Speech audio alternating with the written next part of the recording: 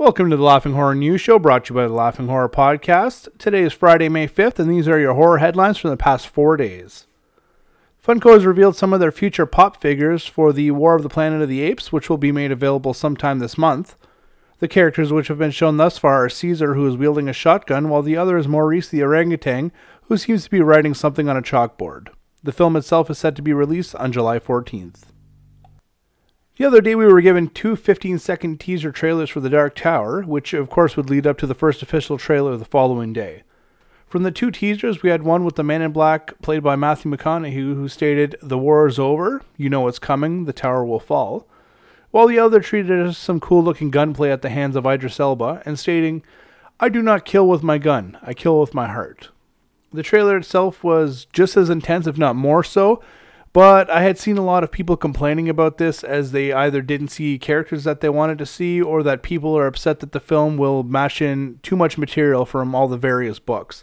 I personally think that they're taking key factors from different books, primarily books 1 and 3, in order to make something a little more unique. Let's try to give this a chance before you actually have a meltdown over a movie that's only had a trailer release, guys. The movie itself is set for release on August 4th.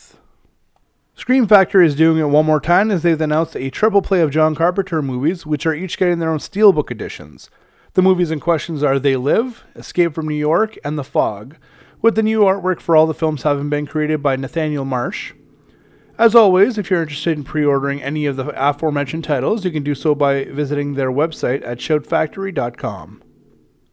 Guillermo del Toro's upcoming film, The Shape of Water, has come back from the MPAA and has received an R rating due to sexual content, graphic nudity, violence, and language, according to their IMDb listing.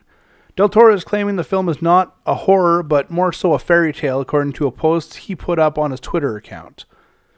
With that being said, I will provide you with a synopsis. From master story Guillermo del Toro comes The Shape of Water, an otherworldly fairy tale set against the backdrop of a Cold War-era America circa 1963. In the hidden high-security government laboratory where she works, lonely Eliza is trapped in a life of silence and isolation.